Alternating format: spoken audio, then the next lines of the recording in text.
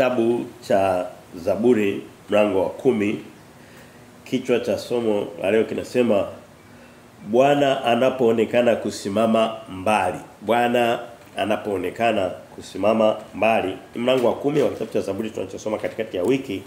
Tumekwisha somewa mistari yote iko 18 na tutaipitia yote. Kwa kawaida tumekuwa tunagawa mistari au maandiko tunayosoma siku hiyo katika vipengele vidogo labda viwili vitatu, lakini leo tutasoma mstari baada ya mstari. Tutakuwa tunapata ujumbe kwa kadri tunavyosogea. Dhima kubwa, ujumbe mkubwa, hoja kubwa. Mstari 18 bila shaka ina vitu vingi ndani yake, lakini kile kinachotokeza kwa ukubwa kabisa ni pale ambapo mcha Mungu, mtu mtumainie Bwana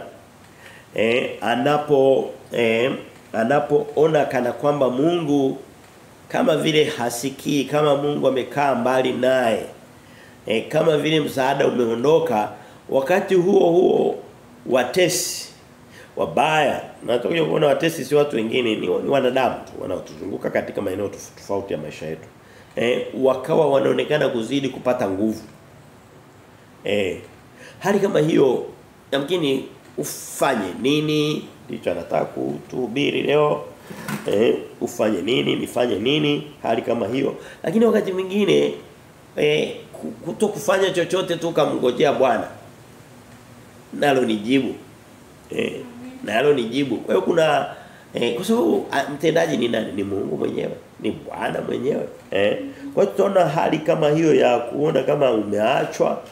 Ukisoma katika kitabu cha Mathayo mlango wa 27:46, sitafungua huko, mambo ni mengi. Stari nyingi leo kwa 18. Tumekuwa tunasoma Zaburi fupi lakini leo tunakutana na Zaburi ndefu. Yesu alipokuwa katika mateso, yuko anayepelekwa msalabani na nini, alifika sehemu fulani naye alikuwa msalabani. Anasema akasema Eloi Eloi lama sabakitani, yaani Mungu wangu mbona umeniacha? Sio kusema uwezo kusema kwamba Yesu Kristo alikuwa ameishiwa imani, amekata tamaa. Wewe mwambie ujumbe tunaopata katika hii mstari 18. Mmoja wapo kabisa tunaopata mkubwa ni kwamba kwanza tutapitia katika nyakati za majaribu. Zitapita, watesi watainuka, na hii hoja watesi kuinuka inaonekana sana katika Zaburi. Tutakutana nayo mara nyingi. Na mimi nimependa. Kwa nini? Kwa sababu ni hali ya mcha Mungu anayopitia mara nyingi sana. Na kitu ambacho kinaonekana kiukweli kabisa, kwa kadiri tunavyomlingana Bwana, kwa kadiri tunavyo jaribu kumkaribia Mungu na kuenenda katika mapenzi yake, ndivyo dunia itakavyo. Of course mkuu wa dunia hii ni nani? Shetani kwa wakati huu. Mungu ni Mungu, yupo, ana mamlaka yote, kikao chake mbinguni na duniani yupo. Lakini yule kiongozi wa dunia na nguvu zake ni yule mwovu. Yesu anamuita Mungu wa dunia hii. Alimsulubisha mpaka mwana wa amani, Kristo. Kwa hiyo kwa kadri tunavyomlingana Mungu, wewe mwambie hakuna mtu aliyeteswa na dunia kama Kristo mwenyewe. Na ndiye alikuwa Mungu kabisa. Wengine walikuwa karibu sana na Mungu, na kina Yohana Mbatizaji ambaye inaonekana alikuwa mkuu kuliko wanadamu wote katika vipimo vya kimungu, lakini tunaona yeye ndiye alishia kufanya nini? Kukatwa shingo. Tunaona hata mitume wake hawakuyaishi maisha katika wepesi. Mtu kama Paulo. Kwa hiyo kwa kadiri ukiona mtu, ngoja niwaambie kabisa, hii ni kanuni ya Biblia. Kuna mtu yuko katika dunia hii mambo yake tu yanamwendea vizuri, hagusi, hana vita vya Mungu anavyopigana kabisa, mambo yake yanamwendea tu vizuri. Kusoma kwenye Zaburi ya 73, Yeremia 12:1, Ayubu 12, Ayubu 21, anasema mambo yake yanamwendea vizuri, ngombe wake wanazaa vizuri, biashara zinastawi. Yaani ndio mambo yake yanaenda, uwezo kusikia kitu kimempata chochote. Mtu kama huyo shetani hahangaiki naye, anajua kwamba wako njia moja, watakutana huko kwenye maangamizi. Wewe ni mdanganye na kaamani kwa muda mfupi. Lakini vile vile Mungu wetu mwenye nguvu atatupitisha katika yote haya. Wewe kanuni ya mbinguni ni mcha Mungu kupita katika mapito Mungu wake akamuokoa. Hiyo ndo kanuni ya dunia. Kanuni ya Mungu ya dunia hii sio mtu kupita katika mtelezo. Mseleleko. Sio kanuni ya Mungu. Nyakati za furaha zitakuwepo lakini hazitakaa muda mrefu sana vile. Mtu wa Mungu, mcha Mungu wa Mungu atajikuta dakika chache labda anapita labda mwezi mmoja unapita salama mambo na vizuri baadaye unasikia janga limempata. Shetani atapendezwa. Okay, unaweza kusema je, Mungu hana nguvu za kutulinda? Ile itakuwa ni swala la kipumbavu, haliwezi kaulizwa. Lakini ikitokea kwenye akili zetu za kipumbavu, mpaka Paulo anasema jamani, naomba mnichukulie tu kama mpumbavu wakati mwingine. Ninaongea kibinadamu wakati mwingine. Sasa ikitokea hiyo swali la kipumbavu tukajiuliza, na mimi wakati mwingine najiuliza, nani anasema mpumbavu? Ni nani anasema mpumbavu? Paulo mwenyewe anasema mimi mpumbavu wakati mwingine kwa sababu sio mkamilifu, ni mwanadamu. Likija hilo swali tujue kwamba jibu lake ni kwamba hii sio makazi yetu, ufalme wetu sio wa dunia hii. Huwezi kuishi katika ufalme sehemu ambapo wewe ni mpita njia. Unakaa visa tu kwa kukupitisha kwenye ile nchi, sio mkazi. Huwezi kununua ardhi, huwezi kujenga nyumba, wewe ni mpita njia. Unaelekea kwenye njia, unaenda katika makazi yako ya mbinguni. Amina. Lakini hapo katikati tutapitia furaha nyingine za Bwana na mambo mazuri tutayapitia kabisa. Tutapitia, lakini tusidanganyike na hizi injili za uongo. Njoo kwa Yesu, mambo yanaenda kukuya mazuri. Watu wote ambao hawana kazi Yesu anaenda kwa kapa. Naiona Alhamisi yako imebarikiwa. Naona watu 10 hapa wanaenda kuendesha vie. Yale maneno ya nabii wa uongo ni kusudi. Angekuwa anaziendesha, kwa nini anakudai na sadaka? Yaani wewe uchukue noti zilizotengenezwa na wanadamu mpe, yeye akuone unaenda, alafu aende showroom anunue. Alafu wewe akuone uko unaona linashuka kutoka mbinguni. Nimeona watu limeshuka, limetua mbele ya uwanja wake. Hebu nenda kasafishe uwanja wako vizuri. Kuna gari imeshaliona limefika. Maana biwa wao. Wamejaa kabisa. Hata kwenye makanisa ambayo ungedhani ni ya kimungu, ambayo ungedhani ya kimungu. Kwa hiyo ndicho tunachokiona ni Bwana anapoonekana kama kusimama mbali. Hem, tuende katika ile mstari. Mstari wa kwanza anasema, Bwana, kwa nini wasimama mbali? Kwa nini kujificha nyakati za shida? Ndio hoja hiyo tuko tunaiongelea. Sihitaji kuifafanua zaidi. Lakini tunachojifunza pia kwenye mstari unaofuata na huu ni kwamba haina ubaya kabisa kumulilia Mungu. Wakati mwingine kumlalamikia Mungu. Kaonekana kama vile unamlalamikia. Yeremia alifika sehemu fulani akasema, "Bwana, hivi sasa umekuwa kama vile ni kijito cha uongo." Yaani ahadi zote na zile nguvu zako nilizosikia kutoka kwa Musa na kina Ibrahimu, mbona tunaishia kama vile niko peke yangu? Unakuwa hujamkosea Mungu. Of course, isiwe ndio maisha yetu ya kila siku, tusije tukakufuru. Lakini unapofika sehemu fulani ukalia machozi, labda uko peke yako. Maana haya maneno tunayosoma na Daudi akinena katika roho, yamekaa kama yanaendana na machozi. Sehemu nyingine anasema godoro langu ninalolia na pilo lake yani limeloa kwa machozi yangu. Tunaona ni mtu wa kulia. Analia na ni mtu mwenye nguvu yake. Lakini vile vile neno la Mungu linatukumbusha katika Filipi. Anasema fadhaa zenu mtuisheni, mpeni zile fadhaa, ule wasiwasi. Tumlilie wakati mwingine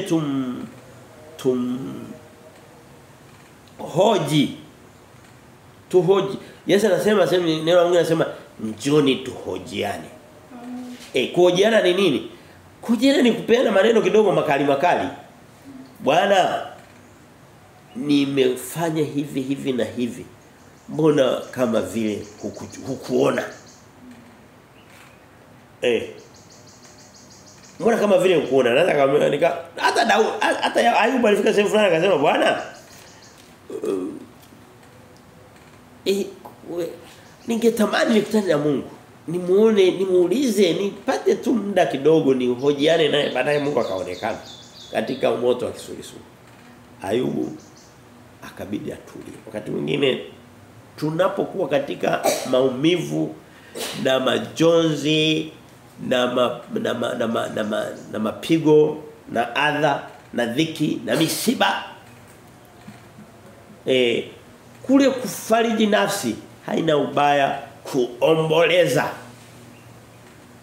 Na basi lazima msiba wa kufiwa kabisa, lakini kuna kupitia katika mapito ambayo yana title ya msiba.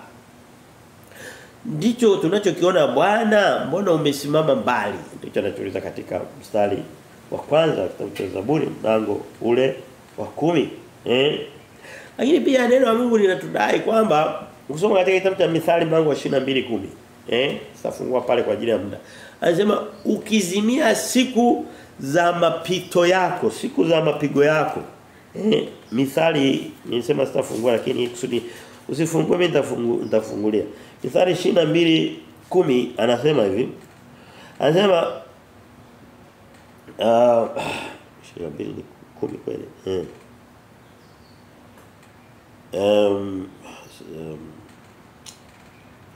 Takasi kwa karaji. Anasema ukizimia siku ya taabu yako, ujue una nguvu kidogo.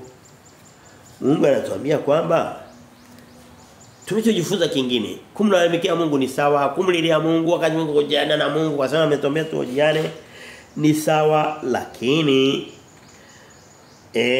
vile vile tunachojifunza kingine ni kujifunza kuthibitika, kuimarika, tukijua kwamba siku za namna hiyo zipo.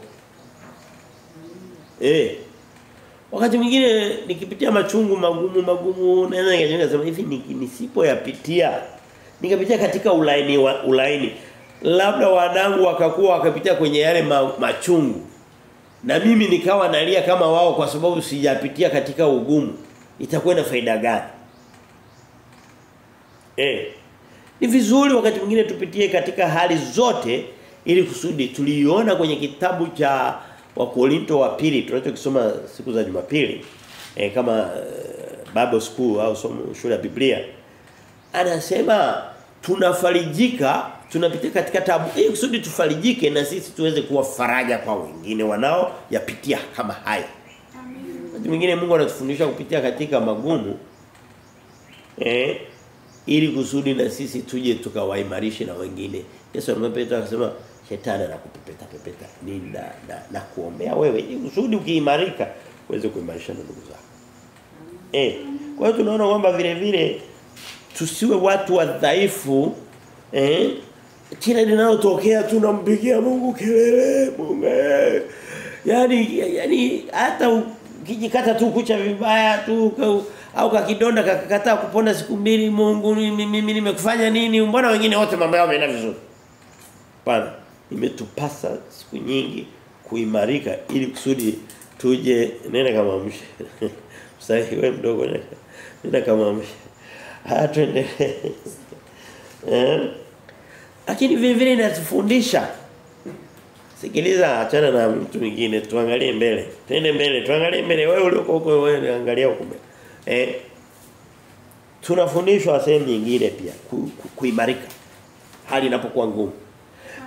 Anasema katika kitabu cha Timotheo kwanza mlango wa 6 mstari wa 19 hapo na 20.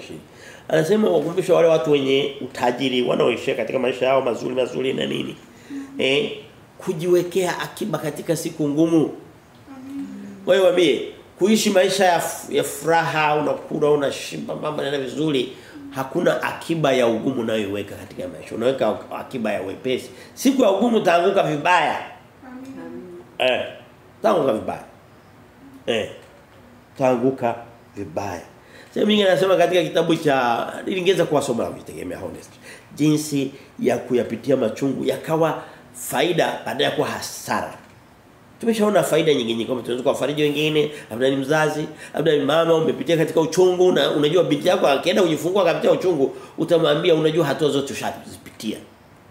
Lakini wewe jiulize kama umeenda ukachanwa mimi naogopa uchungu naomba nichanwe utamwambia kitu gani? Ninataka kupigwa kisu mapema kabisa kabla sio sahihi. Ule uchungu aliyeuachia ni nani? Si Mungu Baba. Ndio. Mstari wa pili twende kwenye ile za. Kwa hiyo unaona kwamba tunajifunza vitu vingi vingine uwezo kavitanabaisha moja kwa moja lakini vipo. Mstari wa pili anasema kwa kiburi chake asiye haki. Mstari wa pili. Anasema kwa kiburi chake asiye haki mnyonge anafuatiwa kwa ukali na wanaswe kwa hila hizo walizoziwaza. Katika kuhojiana na Mungu mbona wasimama mbali? Mungu kama hujali kilio changu na nini. Lakini vile vile tunawajadiliana na Mungu. Kumkumbusha Mungu. Tumwambie haja zetu. Anasema tumtwishe fadhaa zetu. Petro wa kwanza 5:7. Na hata kwenye Zaburi mstari 50 mlango wa 55 pale amaelezo hapo. Tumtwishe mizigo yetu, matatizo yetu. Tumkumbushe. Anasema yule mdhalimu yule mtesi katika kiburi chake. Katika kujiona kwake hana hagusu yafanywe nini? Anawafuatia wanyonge na kuwatesa. Kwa mnyonge sio lazima uwe huna pesa, uwe labda ndiye kwamba huna kazi, huna ni hapana. Kwa mnyonge wakati mwingine ni kuifuata njia ya Kristo. Ni kuifuata njia ya Kristo. Kama ni unyonge Daudi hakuwa mnyonge, nguvu alikuwa nazo. Wewe mtu ametoka kumpiga Goliath, unaweza kuniambia kwa mnyonge? Alikuwa anasema ni mnyonge na mnyenyekevu rohoni. Mungu ndicho anachotutaka. Kwamba mtu anaweza kaja akanichokoza, akanipiga, mara amenishtaki siji kwenye vyombo vya dola, mahakamani, si nini, lakini mimi huyo nimetulia simrudishi. Kwa macho nitaonekana nimekuwa mnyonge. Sura 3 sema maana mdhalimu hujisifia tamaa yake na mwenye choyo humkana Bwana na kumdharau. Mtu anaenda katika misingi ya dunia hii ni pamoja na kujisifia. Mimi ndio nimefanya hivi vitu vyote. Mimi ndio naweza. Mimi ndio mwenye vyeo ndo mama. By the way, wewe unasikia kutokea mbali labda hapa hawapo wa hivyo. Kama una cheo chako, labda una elimu chako kikubwa ni una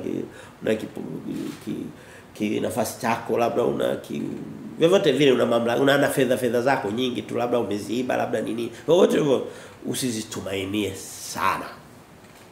Unaweza kutoka hapa labda ni chombo cha dola ukajikuta umevaa kofia, una nyota zimepanda hapa, baadaye atazivaa mtu mwingine. Amen. Wewe utakuwa kunaoza na wadudu chini. Kabisa. Kwa hiyo kule kujiona mara nyingi vitu vya dunia hii vinatutia upofu. Vinatutia kiwe kwenye macho. Unasahau. Unafikiri kwamba labda una kacheo utadumna kwa vidumu. Kuna watu walishakuwa na vyeo lakini sasa hivi wako chini ya ardhi. Hapa Zambia leo hii wako wanamzika mwenzao. Alikuwa na cheo juzi hapa. Edgar Lungu. Mstari wa 4. Dhalimu kwa kiburi chake cha uso wake asema hatapatiliza. Wewe ngombe kiukweli kabisa. Wanadamu anapokuwa anatenda mambo yasiyompendeza Mungu, huwa anakuwa kama amezima masikio. Kana kwamba Mungu haoni, na kama anaona hajali, na kama anajali hana cha kufanya. Hatapatiliza chochote. Wewe hivi wewe yule mtu ambaye anaenda labda mtu ana kigari chake cha mkopo. Linakuja kundi la vibaka majambazi, wakati mwingine sijui hata tofauti hao watu. Naonaga wote ni sawa. Linakwenda linanyofoa kila kitu, linabakiza bodi na hata matairi wakati mwingine wanafungua wanaondoka naye. Anafanya vile vitu vyote akiwa anajua kwamba kuna Mungu wa mbinguni ambaye anaona kwenye giza na mchana. Anasema hatapatiliza, Mungu haoni, amesahau. Wewe vizuri muda wote. Nishakufundisha masomo kadhaa lakini ilikuwa inahusu kuwa na hofu ya Mungu. Hapo ukiona mtu hana hofu ya Mungu, mtu asiye na hofu ya Mungu ndo anaweza katoka hapa anatembea maungo yake yako barabarani anaona na kila mtu. kwa lengo la kutamanisha. Ile kosa hofu ya Mungu ilikopitiliza. Kwa sababu sio mapenzi ya Mungu hapa. Sio mapenzi ya Mungu. Asema hatapatiliza, jumla ya mawazo yake ni hakuna Mungu. Yaani ni kama anakuambia kwamba Mungu hayupo. Sasa kama hatapatiliza, haoni, hatalipa, hatafanya nini? Huyo basi ni kama hayupo sasa.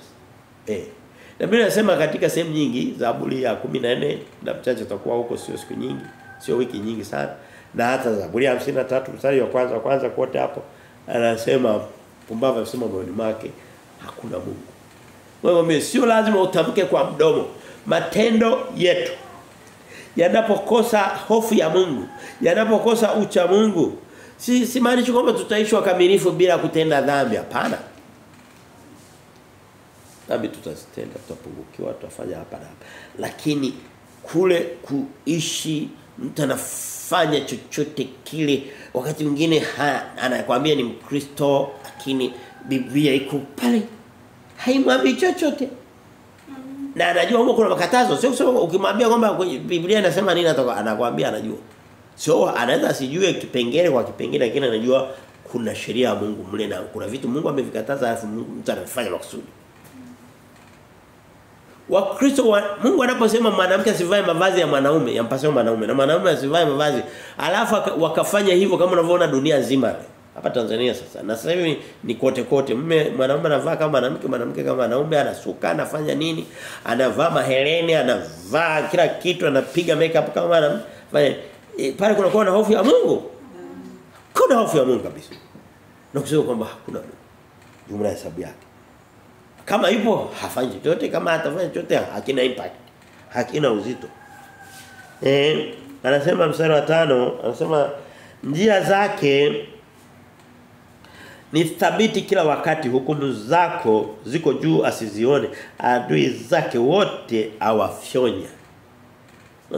Mtu wa dunia hii tukienenda katika kanuni ya msingi ya dunia hii, cha kwanza ni maisha ya uadui. Kupita mbele akaanza kuwasalimia, hata wakati mwingine akakupa kitu ukafikiria, lakini moyoni mwa wanadamu kuna kuwa si mje mpishanie kwenye kitu kidogo uje uone ukali wa wanadamu. Mstari wa 5 ndio anasema njia zake ni thabiti kila wakati. Yaani anajiona amekamilika. Ngombe mcha Mungu anaenenda akiwa na kahofu kama Mungu. Labda kuna kitu. Ayubu alikuwa akiamka asubuhi, hajui mtoto wake amefanya kosa gani, hajafanya kosa gani, anaenda anamsogezea Mungu dhabihu zake. Anasema yamkini kuna kitu ameweza kukifanya kisichompendeza Mungu. Ndio sababu unaamka asubuhi unapiga magoti unamwambia Mungu nakushukuru kunilinda usiku na kuomba uniongoze mchana wa leo, na ukipata nafasi mchana utafanya na usiku utafanya na mara nyingine utafanya, utaenda ibadani unafanya nini? Kwa sababu gani? Wakati mwingine huwezi ukiulizwa umefanya kosa gani wewe mmoja alipo, lakini lazima tuwe na hofu ya Mungu. Kwa sababu yamkini Mungu aliye mtakatifu na macho yake anaona mpaka ndani, ameona vitu ambavyo sisi hatujaviona. Lakini hao mtu wa dunia anaenda akiangalia kwenye choo chake. Kiangalia anaweza kalikomandi jeshi lote akafanya nini afu haimzuii, anaweza kafika hata akasema niko mbele za Mungu napiga magoti na nini, lakini matendo yake yanaendana na anachodanganya. Sio kweli. Kwa hiyo lazima hapa tujifunza pia hofu ya Mungu. Msaka asema moyoni mwake sitaondoshwa kizazi baada ya kizazi, sitakuwamo taabuni.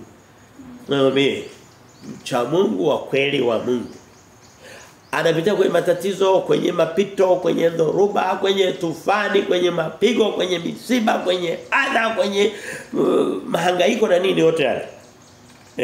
Lazima awe anakumbuka kwamba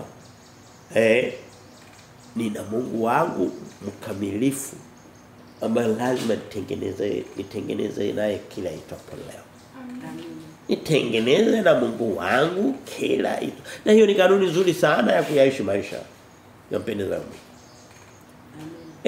Wewe mwambie kati ya Ayubu, tumwache Ayubu.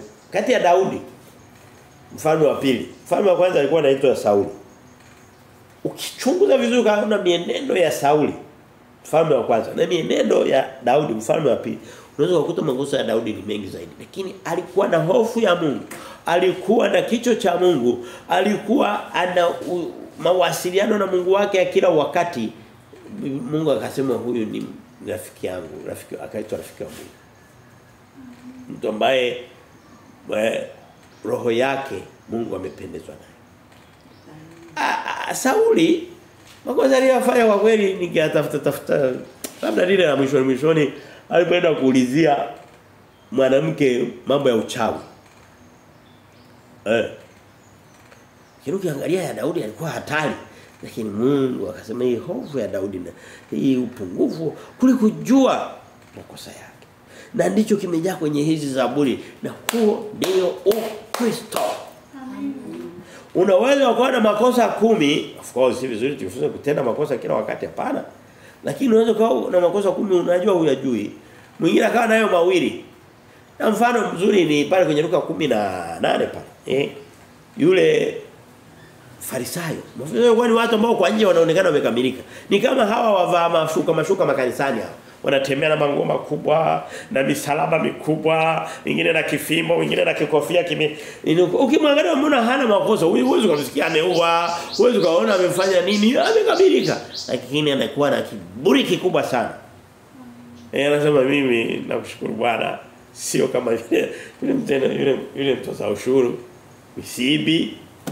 si natoa sadaka watumishi wanakula hela yangu hamna shida vitu nakushukuru nimekamilika yule mtu anasema yule mwingine mwenye hofu toza ushuru labda alikuwa na kosa moja tu la utoza ushuru hakuangalia hata juu madhabahu akainama na ngoja wasikudanganya wale wanakaa kidogo nimekosa mimi nimekosa sana kwa hiyo nakuomba siji nani mwenye heri unamwomba nani mwenye heri anayeomba ni moja tu Baba mbinguni katika jina la Yesu Kristo amina yote ni kiburi kile sasa nasema kinywa chake kimejaa laana na hila na dhuluma chini ya ulimi wake kuna madhara na uovu kinywa chake anakitumia kwa hiyo katika vitu ambavyo vinachoma moto dunia hii kinywa ulimi sihitaji kuhubiri kitabu cha Yakobo tushakihubiri mlango wa 5 habari ya ulimi yasema sana mlango wa pili sana mlango wa pili ulimi anaendelea mstari ule wa 8 anasema hukaa katika maoteo ya vijiji mahali pa asili humuua asiye na hatia macho yake humvizia mtu duni King James ina maneno fulani ametofautiana kidogo nitamani nisome tofauti lakini basi twende sio rahisi lakini anachotaka kusema kwenye mstari wa 8 hukaa katika maoteo ya vijiji mahali pa asili humua asia mtu mwenye madhara yule adui ni kama nyoka haonekani kirahisi wewe hapa tulipo hapa anaweza kaenda kajificha nyoka akajilaza akajisambaza vizuri usimuone sehemu ya wazi kabisa wewe adui anasubiri wakati anasema anajishusha anajificha kwanza ngoja nisome na mstari wa 9 huotea faragani kama simba pangoni huotea mkamate mtu kuotea ni nini kuwinda uliona simba chui au yale machui ya miguu mirefu yale tunajichita yanakwenda yani ninaweza nikajificha kwenye mchanga ninatembea hivi na hivi anataka kufanana mchanga mnyama anashtukia tayari wanaangaliana uso kwa uso hapo meta moja pembeni yake huwezi kujua limetokea wapi maadui leo hii katika ndoa hizi za wanawake na wanaume ndoa za Kristo unakuta mtu ni mtu mkewe mmewe wanaenena kumbe wanapigiana timing nasubiri tu kidogo watoto wamalize shule anatafuta wakati wa kungata ni kama chui linaenda nikisha mkaribia au nikimwona na macho anakunywa maji macho hayako juu ndo naruka wewe tusiishi maisha ya kuwindana kabisa na shetani aliyeko nyuma ya hao wanadamu hata wazui atawafanikishia mipango yao wewe mwambie hata Mungu wa mbinguni ukishakuwa na mipango miovu atakuacha uweze kupotelea ndani ya mipango yako. Ndio. Ndio. Mstari wa 8 wa 9 ni kuoteana, kusubiriana nyakati za shida wakati ambapo uwezi ukajitetea. Ushakuona yale manyama yale niko nasema manyama linasubiri pale ambapo mnyama yuko katika hali dhaifu. Wakati hawezi, labda hana nguvu tena za kwenda kuzalisha kitu kingine. Labda hana nguvu tena za kwenda kujenga nyumba nyingine, anasema nitapambania nyumba wakati hana nguvu za kujenga nyingine. Haji mapema. Na ngoja mnisamehe, sio akina mama mnisamehe, sio wote. Wengi wacha Mungu mpo wengi. Lakini kuna akina mama hasa hapa mjini Dar es Salaam. Wanakuambia wanajua tu kabisa. Kama una kijana wako, labda una wanao, labda una kaka yako, labda nini, labda ni wewe kijana mwenyewe, wanakuambia wanakuwa wapo, sijui ni asilimia ngapi. Yuko wanakuwa wanakuambia kwamba wewe fanya timing. Subiri, usianze kujitingisha wakati bado anaweza akajitingishika na yeye. Subiri, kuna nyakati nasikia kuna nyakati zinasubiri, uzasubiri. Wakati fulani. Wewe mipango ya yule mwovu lazima itawekwa katika nuru. Yesu anasema hakuna jambo lililofichwa ambalo halitafichuliwa. Yote vitawekwa bayana. Wengine tutavisema hapa. Hiyo kitu ipo, nimeshasikia mara nyingi. Kwa sababu sina muda kukaa katika hivyo vikao vya wasio haki hivyo wote vile, labda sio na mimi sio mwenye haki kasiko, lakini hivyo vitu vipo. Wengine anakuambia okay, huyu kuna mtu mmoja hapa Dar es Salaam alikuwa tajiri. Akaenda akaoa ka mama fulani. Alikuwa kamisi. Alikuwa anapigia mahesabu zile mali. Kawa alikuwa tajiri mkubwa sana, ma TV na manini. Ameacha na kitabu kikubwa. I can, I will, I like see vitu gani hivi. Mara ikapita miaka 2000 kama 18 19 akawa mara wanapiga picha wa mzee kabisa wa miaka mingi, mara si wako bichi, mara wafanya nini, maswali kaanza kuuliza hivi vijana wa Dar es Salaam unaona mzee anaweza kuishi maisha ya upendo na mpe kumbe kalikuwa kako kanatafuta namna ya kumaliza na kuanza kudai zile mali. Sijajua hiyo kesi ilisha wapi, nasikia inaendelea kuoteana. Wewe mimi hapa sijasema kwamba mwanamke ndo mbaya, hapana, mwanaume ndo mbaya, hapana, wanadamu sisi sio wazuri. Tunakuwa wazuri pale tunapovishwa haki ya Yesu Kristo. Sio katika wokovu peke yake, hata katika maisha yetu ya kila siku. Amen. Mstari wa 10 anasema hujikunyata na kuinama watu duni huanguka kwa nguvu zake. Unaona kuanzia mstari wa 8 ni mpaka wa 10 ni mbinu za kuonekana jamani jamani nimeonewa. Mimi ndo mdhaifu. Unaona huyu mume wangu anazidi maguvu ndo ananimaliza. Mimi niteteeni. Sasa hivi ngoja ulize, ili nikisema kwamba ndivyo ninavyoendelea katikati ya ninyi akina mama hapa Tanzania nitakuwa nimekosea? Nitakuwa nimekosea. Nitakuwa sijakosea. Ni kujikunyata. Mimi ndiye siwezi. Mimi ndo mjane. Naomba mje mniangalie, ndo mjane kumbe ndiye aliyetoa na Masudi. Lakini sio huko tu, katika mtu na jirani yake. Mtu na mwenzake makazini. Neno hili linatufundisha ni kwamba hayo mambo ya giza ya uovu. Giza sio maana sio uchawi ninachomaanisha. Yaani mambo yasiyompendeza Mungu. Tuyaache, twende katika weupe wa moyo. Kwa moyo. Kama ni cheo kitakuja. Kama ni cheo kitakuja. Kama ni mali, fanya bidii Mungu atakupa. Hivi mtu atajisikiaje kwamba hii mali nimetumia mbinu kuidhulumu? Ndio ile kukosa hofu ya Mungu. Wewe utakaa tu sinzia asubuhi ukikumbuka kwamba kuna mtu alitolea jasho na damu na usingizi ukamtoka. Watu yaangalie hayo. Tuangalie hayo. Mahubiri kama haya ndiyo yanayomtengeneza Mkristo. Kama wanadamu anayetaka kusikia. Mstari wa 13. Mstari wa 10 na moja. Anarudia kwenye hoja zile. Anasema asema moyoni mwake Mungu amesahau au ficha uso wake haoni kamwe. Wakati anafanya hayo madhara mwanadamu muovu anakuwa bado yuko kwenye hoja ile kana kwamba Mungu hayupo.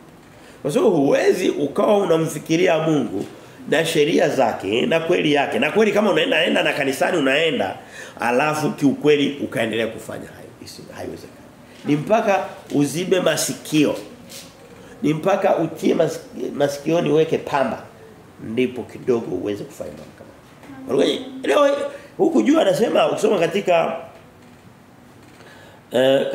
katika ni Zaburi ya ngapi? Ni Zaburi za mbele. Zaburi ya 53. Sema hakuna mtafutaye Mungu. Leo hii wanadamu wanamtafuta Mungu ni wachache. Kwenda kwenye madini hao wataenda vyao watavipata. Jumuiya watazifanya nyingi tu. Na kukuta misalaba wataichonga mingi tu. Kama ni kuchinja watachinja siku ya kuchinja. Watakwambia tunamtafuta Mungu kwa njia ya kuchinja. Watafanya vyote hivyo. Lakini atafutaye haki ya Mungu wamekoma. Mwenye haki amekoma. Na mtakisikia tunahubiri vitu kama hivi na kuhakikishia ni wengi watakaozima. Hataki kusikia haya mambo. Hataki. Mstari wa 12 anasema Bwana uondoke Mungu uinue mkono wako usiwasahau wanyonge. Tunapokuwa tunapitia katika mbinu hizi za watu waovu na nini tumkumbushe Mungu. Wakati mwingine tusiende kwa nguvu zetu. Tunasema vita vyetu sio vita vya nini? Vya damu na nyama. Sio vita vya damu na nyama. Ni vita vya kiroho. Na jemedali wetu ni Bwana Yesu Kristo, ni Mungu Baba, ni neno lake. Ni maombi yetu, ni zile silaha 7 za kwenye Efeso 6 kuanzia 14. Kwa hiyo tumwamshe Mungu. Wanafunzi kwenye Yohana 6, Mathayo 14, Marko sehemu fulani. Marko ngapi? Marko 6, Marko 9. Yohana 6, Mathayo 14. Walipoanza kuzama kwenye mashua hawakuanza kuruka na kila mtu kupiga kelele, ilibidi wamwamshe Yesu. Bwana amuka tumeangamia. Kwenye Marko 3 walitumia lugha kama ya kejeli, wakasema Bwana yani si chochote kwako tukiangamia. Tusimamisha Bwana kwako. Kumwambia Mungu yani mimi nikiteseka hivi uone yani halikuingia. Pana twende mbele ya Mungu kwa kicho na kunyenyekea na kutetemeka. Tuamshe. Je, anakuwa melala hapana ni sisi macho yetu hayao. Na ukisoma katika vitabu vya wafalme mwanzoni pale wafalme wa pili nafikiri mlango wa 6. Elisha alipokuwa na mtumishi wake Gehazi. Gehazi akaona jeshi la Washabi limekuwa kubwa na nini akasema tumekwisha. Elisha akasema Mungu nakuomba kwa kweli umfungue tu macho kidogo huyu mtu aweze kuona jeshi la malaika lililosimama pamoja nasi. Waone tu kidogo lakini ungemuuliza Gehazi akasema jamani tuko peke yetu tumeacha mimi na bosi tu tumebaki tunaondoka. Na Mungu akamjibu Elisha. Akamfungulia kidogo kaona lile jeshi lilokuwa mlimani la malaika wa Bwana wa mioto waliokuwa wanawalinda. Gehazi akasema nimekubali. Kwa hiyo mstari ule wa 10 Bwana uondoke Bwana kana kwamba Mungu amelala. Mungu halali. Biblia inasema katika Zaburi 121 mstari wa 3, wa 4, wa 5 anasema Bwana halali wala hasinzii. God do not slumber. No, do not sleep. Hasinzii wala halali. Paka awafanye salama na kuwalinda wacha Mungu wake. Ndio. Sura 15 kwani mdhalimu humdharau Mungu? Kwa nini mdhalimu mdharau Mungu akisema moyoni mwake hutapatiliza? Ni kuhojiana na Mungu. Kwa hiyo mpaka sasa tumejifunza nini? Mpaka sasa tumejiona kwamba kuna wakati mambo yatakuwa mambo si mambo ni magumu na kwa macho ya nyama tutaonekana kama Mungu kama hayupo kama kaenda mbali kasimama mbali kajitenga na Yesu ilimpata hata katika Zaburi ya 22 Daudi anaendelea anasema Bwana Mungu wangu mbona umeniacha kama yani kana kwamba sasa napambana kivyangu vyangu wewe uko wapi Daudi anasema katika picha ya Kristo mlango wa 22 wa kitabu cha Zaburi mstari wa kwanza na Kristo analitimiza katika kuteswa kwake Mathayo 27. Kwa hiyo sisi tuyapitia hayo. Kuna wakati Mungu atakuwa anaonekana hajibu maombi wala hakutii moyo ama kama ameondoka.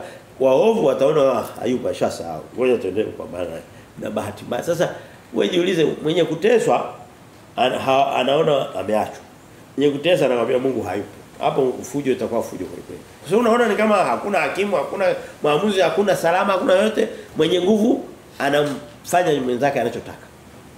Lakini Mungu wako, Mungu mwenye nguvu, Mungu wa wanyonge, Mungu wa yatima halali wala hasizi. Sali ule anamuuliza Mungu mstari wa 13 kwamba kwa nini mwenye mdhalimu, mwenye mdhulumati mtesi kwa nini mpaka anafikia hatua ya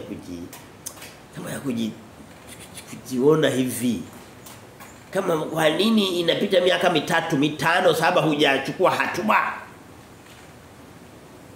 kwa wengine waaminifu wetu kwa Mungu wetu utakuwa ni jibu zaidi kuliko tunayotarajia mstari wa 10 anasema umeona maana unaangalia madhara ya jeuri uyatwae mkononi mwako. Mtu duni hukuachia nafsi yake maana umekuwa msaidizi wa yatima. Lazima tunapopitia kwenye tabu labda Mungu hata hatumuoni lakini tusisahau fadhili zake. Lazima Mungu nakujua tangia zamani wewe ni mtetezi wa mama yatima, ni mtetezi wa wanyonge.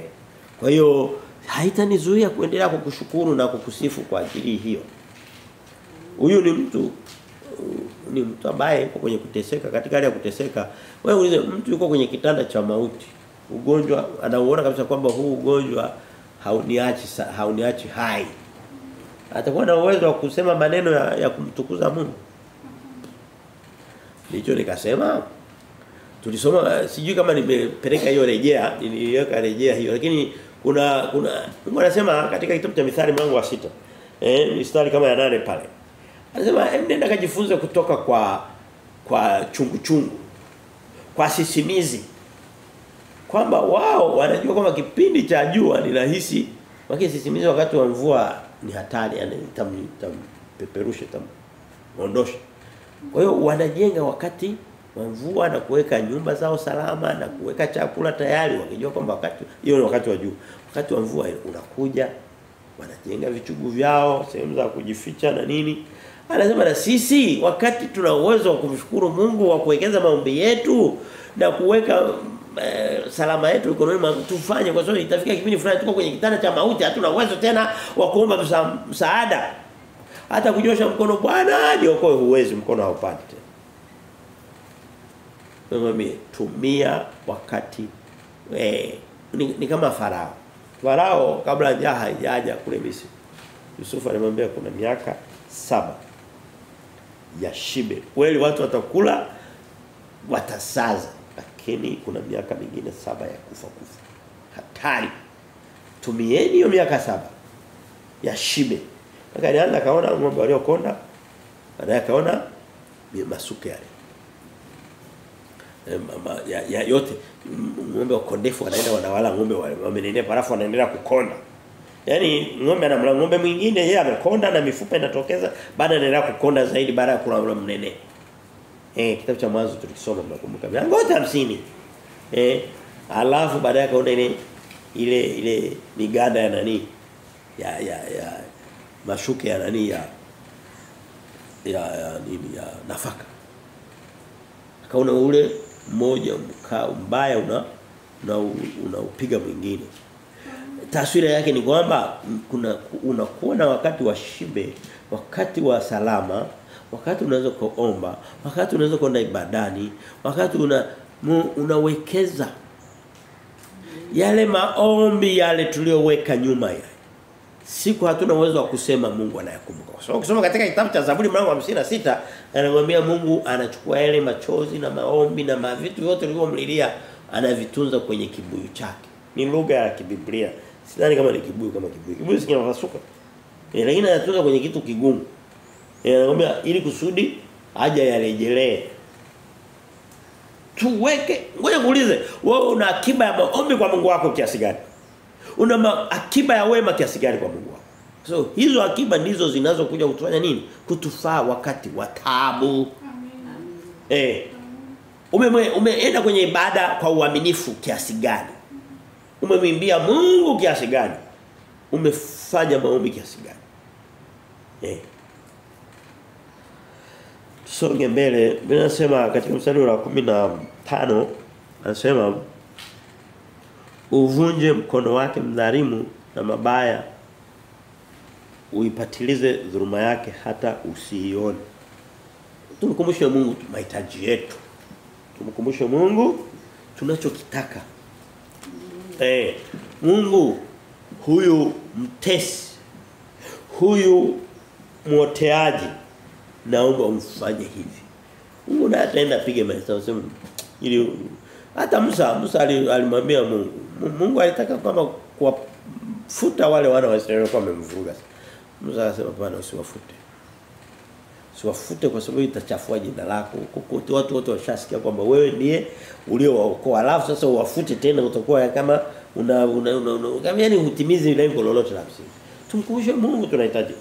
Mwambie Mungu nakuomba adui yako. Biblia inasema adui yako akiona njaa mlishe. Lakini kuna maadui wa aina mbili nishasema. Na Biblia iko wazi. Kuna maadui wetu kwa sababu ya uchamungu wetu mbele za Mungu. Kuna maadui wa kiburi chetu na matatizo yetu. Hawa matatizo yetu tusiyapeleke mbele za Mungu. Of course, Mungu atasikia. Lakini sio kimsingi tuachane nayo. Sio na maadui waliotokana na viburi vyetu na matatizo yetu. Sasa wewe kwa mfano unaenda wewe ndio mnyang'anyi wa mashamba ya watu. Alafu wakakuzunguka, wakakuzingira, wakakumaliza, wakakukata na mguu. Utaanza kusema kama unateseka na maadui wakati ndio umewachokoza. Hapana, sisi tunaongelea yule mcha Mungu anayetembea katika mapenzi ya Mungu lakini bado maadui wanamuinukia. Au anakuwa ni maadui wa Mungu. Sio adui wake. Honestly speaking. Sio mimi sijitafutii utukufu kwa sababu kwanza hakuna hata anayejua. Hata wewe unatufuatia unijui jina langu. Kwa sababu mimi sihubiri jina langu nahubiri maneno mapenzi ya Mungu. Lakini yote katika yote mimi nimejikuta miaka mingi sasa. Najikuta nakutana na watu wadhalimu. Nikitafuta sababu ya udhalimu wao dhidi yangu najikuta tumetofautiana kwa sababu ya mambo ya Mungu. Nikitafuta yale ambayo yanatokana mimi kwa moja na mimi na ubaya wangu yapo. Na Mungu anatufundisha kuyashinda lakini yanakuwa machache kuliko yale ya watu wanaokutafuta kwa sababu wewe unatafuta kweli yanatafuta uongo. Sasa hapo Mungu anaingilia sana. Mstari wa 15 wa 17 anasema Bwana ndiye mfalme milele na milele, mataifa wamepotea kutoka nchi yake. Lazima tumkumbushe Mungu nguvu zake. Mungu anataka kukaa katika sifa zake. Na kuaminiwa. Hakuna kitu kibaya kama kufanya na mtu asiyekuamini. Mtu ambaye anakushuku tu. Hamuwezi mkakaa vizuri. Amina. Hamwezi mkakaa vizuri. Kwa hiyo Mungu anataka aone je nguvu zangu huyu mtu anazitambua. Nguvu zangu huyu mtu anazitambua. Wokovu niliomfanyia nyuma bado anakumbuka. Hakuna kitu kibaya pia kama kuwa na mtu asiyekumbuka wema. Anakesha tamaa ndio sio. Anamfanyia wema, ashasahau kabisa haimo kwenye kumbukumbu zake. Sio lazima akae na kusifu asema bwana uliokoa kila siku, bwana ulisaidia, lakini ukaona kwamba hajafuta ile kumbukumbu ana taarifa ya kitu chema alichotenda. Lazima tuweze kurecognize au kuappreciate wema au kupokea wema na kuthamini na kuthamini. Amina. Sana kuna sasa Bwana umeisikia tamaa ya wanyonge utaitengeneza mioyo yao utalitega sikio lako. Hapa haja tu neno tamaa mara nyingi sio neno zuri lakini inamaanisha hitaji la wanyonge. Wanyonge ni nini? Wanahitaji utetezi. Wanahitaji ulinzi. Wanahitaji kulishwa, kutunzwa, kuhifadhiwa. Wanahitajiwa kutiwa moyo. So, mnyonge muda wote anakuwa na wasiwasi kwamba saa yote anaweza kufanya nini? Akamezwa. Akamezwa. Leo hii nenda katika mifumo ya wanadamu wa leo. Nenda katika nyanja ya kisiasa huko, uangalie wanavyofanyana. Nenda katika nyanja ya dini zao, uangalie yule mnyonge ambaye hana uhakika wa kula hata leo na kesho. Ndiye anayefyonzwa. Wale ambaye ana mabilioni anaendelea kunenepa. Alafu anakuambia katika jina la Yesu, katika jina la Yesu. Wakati Yesu hamtamki. Anasema yes, sio Yesu. Ana meza mnyonge mwenye nguvu. Njoo katika familia zao. Ni kumezana. Nenda makazini. Nenda makazini. Kuna maeneo mengine makazini watu wanaishi kwa uchawi. Ndio. Kutunza katika nafasi kake. Kuna wengine kabisa anakuambia sitaenda likizo, yani mara mia nisubiri kabisa niwe napotezea likizo. Nikiondoka tu nafasi ikuti. Kuna mwingine anasikia akitaka kwenda likizo anaacha ameweka nyuki. Kile wasikae pale. Sasa anasema akishaka tu simngoi pale. Ni sikae tu. Lakini ni Wakristo na sadaka wanatoa na wanaambiwa wanana bahasha wanakaa nazo walizopewa za kutoa mwakani, kutoa mwezi ujao, kutoa nini. Na Yesu anamuimba mdomoni.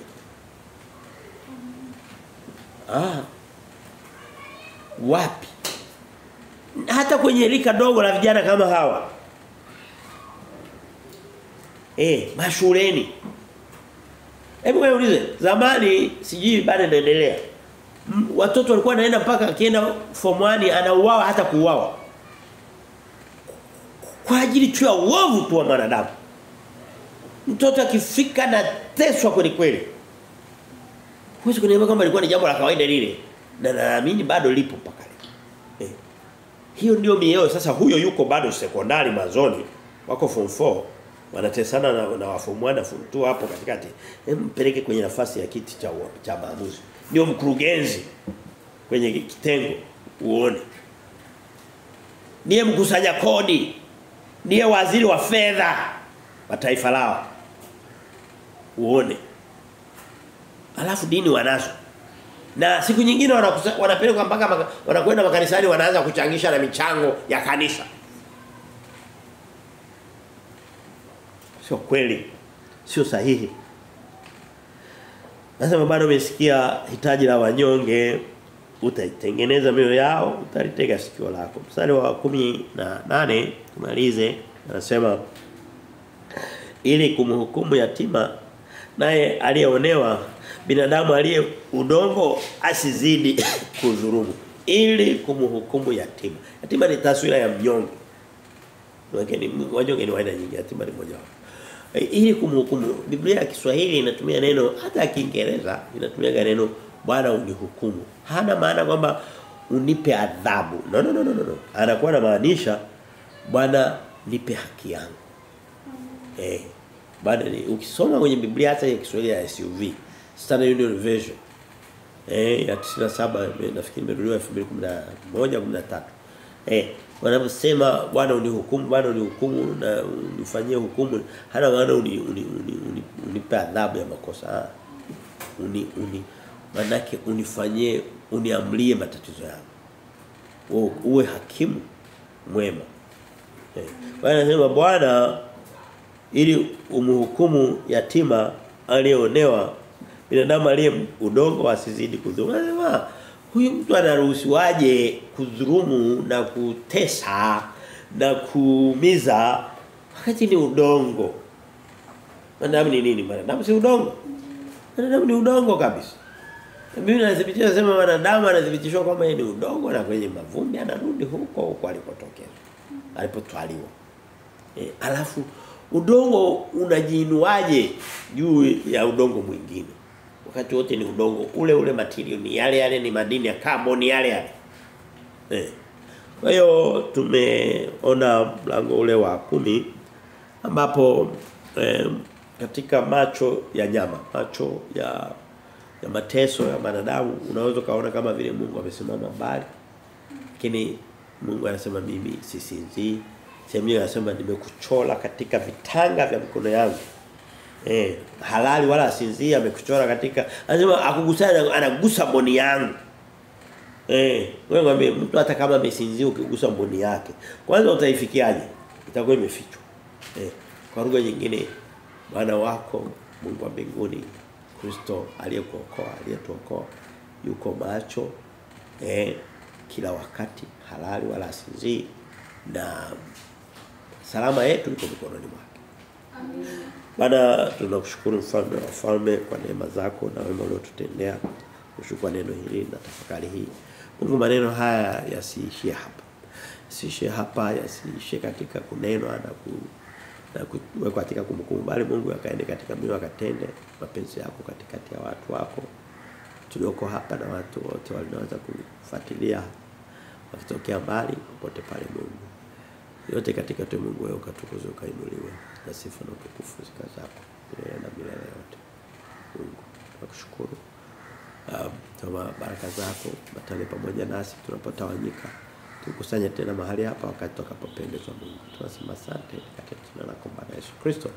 Mimi ninakupokea yote. Amen.